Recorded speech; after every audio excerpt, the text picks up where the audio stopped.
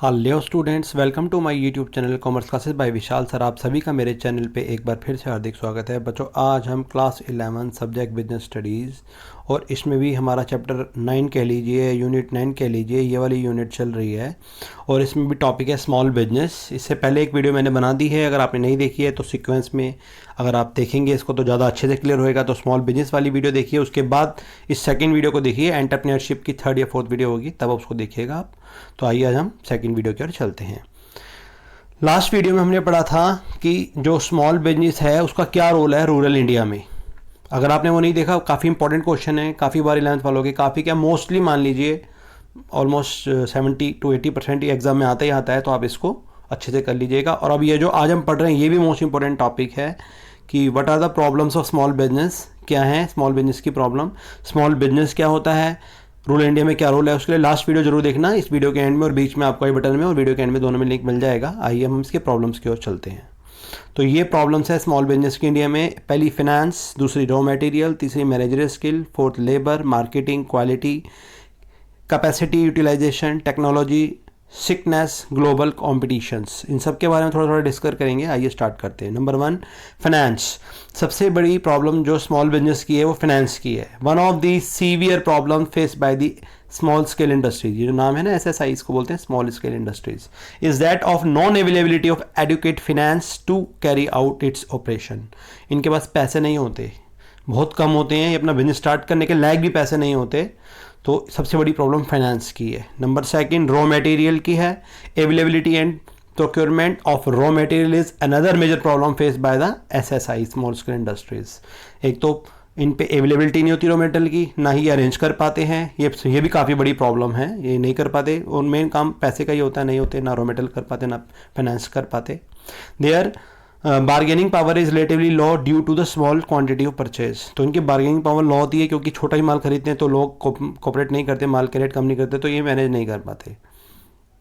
Number 3 managerial skills. तो जितने भी स्मॉल स्केल इंडस्ट्रीज होते हैं generally promoted and operated by the single person who may not possesses all the managerial skill required to run the business. Mostly जितने भी small scale industries हैं ये single man या सिंगल पर्सन ही करते हैं। सिंगल होने के कारण इतनी क्वालिटी मैनेजर स्किल वाले उनके पास होती नहीं है जो बिजनेस चला सकें, तो इस कारण ये उस पोजीशन में नहीं होते कि प्रोफेशनल मैनेजर रख पाएँ और अफोर्ड कर पाएँ, इसलिए मैनेजर स्किल इसकी लगभग ना के बराबर होती है। नंबर 4 कह रहा है लेबर प्रोडक्टिविटी पर एम्प्लॉय इज रिलेटिवली लो। तो इनकी जो प्रोडक्टिविटी पर एम्प्लॉय होती है काफ़ी कम होती है। And employee turnover is generally high due to low remuneration. और एम्प्लॉय की जो टर्नओवर है वो हाई होती है लो रेम्यूनरेशन के कारण, सैलरी कम देते हैं तो काम भी बढ़िया नहीं करते हैं। It also face is lack of specialisation में मिलता नहीं है, अनस्किल्ड लेबर मिलती है, तो लेबर भी बढ़िया नहीं मिल पाती इसमें। Number 5 marketing.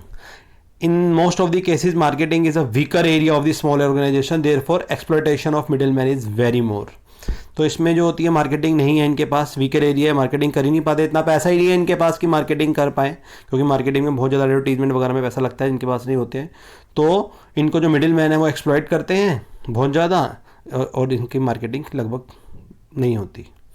फिर है quality. Many small businesses do not follow the desired standard of quality due to shortage of finance and resources. ना पैसे होते, ना फाइनेंस होता, ना रिसोर्सेज होते, तो क्वालिटी वगैरह पे ध्यान इतना देते नहीं है, इसलिए इनका माल बिकता भी नहीं है। और capacity utilisation. Many of the SSI small scale industries are operating below full capacity due to lack of marketing skills और डिमांड। नहीं कर पाते, जितनी इनकी कैपेसिटी उससे नीचे ही रह पाते हैं। क्यों? ना मार्केटिंग स्किल है, ना डिमांड का इन्हें पता होता कुछ, तो उनकी कॉस्ट ज़्यादा आ जाती है, बहुत ज़्यादा। It will cost to increase the operating cost and lead to sickness and closure of the business.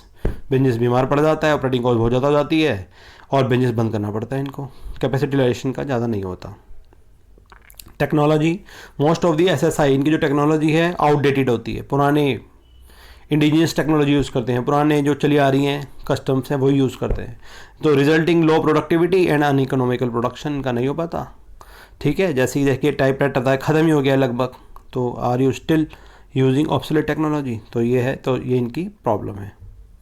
Sickness, बहुत जल्दी बीमार पड़ जाते हैं, कमज़ोर पड़ जाते हैं, ख़त्म हो जाते हैं। Due to many internal and external problems most of the SSIs are the edge of sickness. तो लगभग बीमार है, ख़त्म है, बीमार है, बिल्कुल बंद होने की कगार पर है। और global competitions, most of the SSIs faces competitions not only from the medium and large industries but also from the multinational companies in the area of quality, technology, finance, management skills etc. इसका सबसे अच्छा example जो दिया जा सकता है वो दिया जा सकता है जैसे MI कंपनी है, चाइना की कंपनी, आप जानते हैं, रेडमी करके नाम है, रेडमी, ठीक है, आप जानते होंगे अच्छे से, फ़ोन भी हैं, जब फ़ोन हर घर में 2-2 3-3 फ़ोन हैं, तो ये सब क्या है, ये ग्लोबल कंपटीशन नहीं कर पाते स्मॉल स्केल। और जितनी भी मल्टीनेशनल कंपनीज़ हैं, सोनी हैं, सैमसंग हैं, MI है, रेडमी है, तो ये बहुत कम लेवल पे सारी की सारी फैसिलिटी दे जाती है। जैसे हम इंडिया की मार्केट में मोबाइल फ़ोन अपना जो इंडिया का था, लावा कार बनी जगह नहीं बना पाए, ये इसी का सबसे बड़ा एग्जाम्पल है। तो ये कह रहा है वो, तो ग्लोबल कंपटीशन इसमें बहुत ज़्यादा हो जाता है, इनको सामना करना पड़ता है, और वो इसमें ग्लोबल जो MNCs हैं वो बाजी मार के ले जाती हैं। अब हम पढ़ रहे हैं government assistance to small scale industry and small business units. ये भी काफ़ी इंपॉर्टेंट क्वेश्चन है, एग्जाम्स में ज़रूर आता है। तीनों ही बढ़िया टॉपिक है, आज की पूरी क्लास ही इंपॉर्टेंट है, अच्छे से देख लेंगे तो क्लियर हो जाएगा। गवर्नमेंट ने क्या असिस्टेंस करे हैं स्मॉल स्केल इंडस्ट्रीज़ के लिए, इन्हें SSI बोलते हैं, ठीक है, स्मॉल स्केल इंडस्ट्रीज़। गवर्नमेंट ने क्या असिस्टेंस करें इसके लिए, देखो क्या क्या करें, पढ़ते हैं। नंबर 1, गवर्नमेंट ने क्या करा है, नाबार्ड, एक बैंक होता है national bank for agriculture and rural development, NABARD बोलते हैं इसको, ये बनाया है। दूसरा RSBDC, rural small business development centre बनाए हैं। Number 3 NSIC, national small industry corporation बनाए हैं। RWED, rural and women entrepreneurship development बनाए हैं। SFURI, फ्रूटी, scheme of fund of for regression of traditional industries, और एक DIC बोलते हैं डिस्ट्रिक्ट इंडस्ट्री सेंटर्स। तो गवर्नमेंट ने ये सारे बनाए हैं इनकी हेल्प के लिए। थोड़ा थोड़ा सबके बारे में पढ़ते हैं, ध्यान से देखिए। ये नाबार्ड बोलते हैं इसको, national bank for agriculture and rural development, इसका हेडक्वार्टर मुंबई में है। देखिए थोड़ा सा पढ़ते हैं इसके बारे में। ये जो नाबार्ड था ये कब हुआ था, setup in 1982 for integrated rural development के लिए बनाया गया था। Provides finance to small industries को देते हैं, कॉटेज इंडस्ट्रीज, विलेज इंडस्ट्रीज और आर्टिशियंस को देते हैं। Offers counselling and consultancy services भी करते हैं, ये ट्रेनिंग एंड डेवलपमेंट भी करते हैं फॉर रूरल एंटरप्रेन्योर्स के लिए। एंटरप्रेन्योर वो होते हैं जो बिजनेस करते हैं। नंबर 2 हम पढ़ रहे हैं rural small business development centre, RSBDC बोलते हैं इसे, स्मॉल बिजनेस के ही गवर्नमेंट ने बनाया है इसको। क्या होता है ये, it is a initiative of world association for small and medium enterprises, एक तरह से वर्ल्ड का एसोसिएशन है ये स्मॉल और मीडियम एंटरप्राइजेस के लिए। स्पॉन्सर्ड बाय नाबार्ड ने स्पॉन्सर्ड करा है इसको। और giving management and technical assistant देते हैं माइक्रो एंड स्मॉल एंटरप्रेन्योर्स को रूरल एरियाज़ में। Organising programmes and rural development, entrepreneurship, skill upgradation, workshop, training, ये सारे काम करते हैं ये। और नंबर 3 पढ़ रहे हैं NSIC, national small industry corporation, ये रहा NSIC, ये रजिस्टर्ड का मार्क होता है जब कोई रजिस्टर्ड होता है, तो the national small industry corporation limited, इसका लोगो था। तो ये क्या होता है, ये 1955 में सेटअप हुआ था to promote foster the growth of small scale industries के लिए इन इंडिया में। Supply of indigenous imported medicine on hire purchase basis पर ये सप्लाई करते हैं। रॉ मटेरियल भी सप्लाई करते हैं लोकली और imported. Support in export of product का भी करते हैं। मॉनिटरिंग करते हैं एडवाइजरी सर्विसेज की। प्रोवाइडिंग लेटेस्ट टेक्नोलॉजी प्रोवाइड कराते हैं SSIs को, स्मॉल स्केल इंडस्ट्रीज को। अवेयरनेस ऑफ टेक्नोलॉजिकल अपग्रेडेशन भी करते हैं। और development of software technology, parks and technology transfer centre भी ये काम करते हैं। नंबर 4 पढ़ रहे हैं हम rural and women entrepreneurship development, RWED बोलते हैं। ये जैसे नाम से पता लग रहा है वुमेन के एंटरप्रेन्योरशिप डेवलपमेंट के हैं, ताकि जितनी लेडीज़ हैं, खाली जेंट्स ही आगे ना आए, लेडीज़ भी आगे हैं, बिजनेस करें, आगे बढ़े, उसके लिए बनाया गया है। थोड़ा सा इसके बारे में पढ़ते हैं, ये क्यों बनाया गया। To create a business environment to encourage rural and women entrepreneurs, जितने भी वुमेन एंटरप्रेन्योर्स हैं उनके लिए बनाया गया है, ताकि एनकरेज और आगे बढ़े, वो भी बिजनेस करें।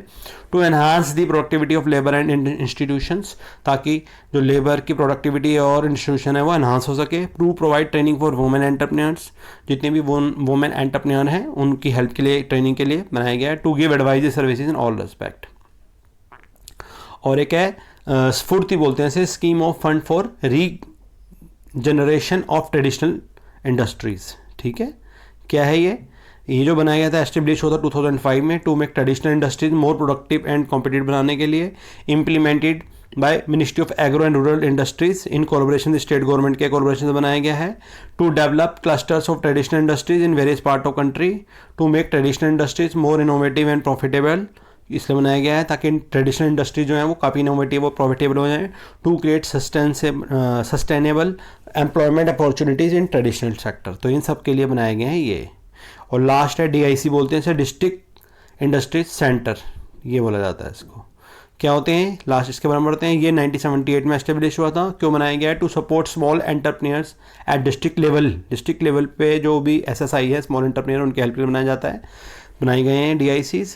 Provide all facility and support to set up small and village industries. तो ये जो भी रूरल एरिया में स्मॉल एंटरप्रेन्योर जितनी भी फैसिलिटी चाहता है उसको सपोर्ट करने के लिए विलेज और स्मॉल के लिए बनाए गए हैं। Identification of suitable schemes for by entrepreneurs by central government, तो for entrepreneur sorry by central government. तो ये इसलिए बनाए गए हैं ताकि जो एंटरप्रेन्योर हैं वो पहचाना जा सके कौन सी स्कीम्स के अंडर वो काम करेंगे। Preparation of feasibility reports on each industry, कि किस तरह से वो काम करेंगे उनकी रिपोर्ट बनाने के लिए।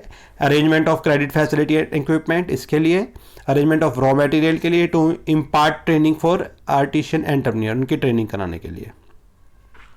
इसी के साथ ये वीडियो खत्म होती है। आई होप आपको अच्छी लगी होगी। अगर अच्छी लगे तो उसको लाइक करें, चैनल को सब्सक्राइब करें, साथ में लगा छोटा बेल को जरूर प्रेस करें ताकि आने वाली ऐसी इन्फॉर्मेटिव वीडियो आप तक समय से पहुंच सके।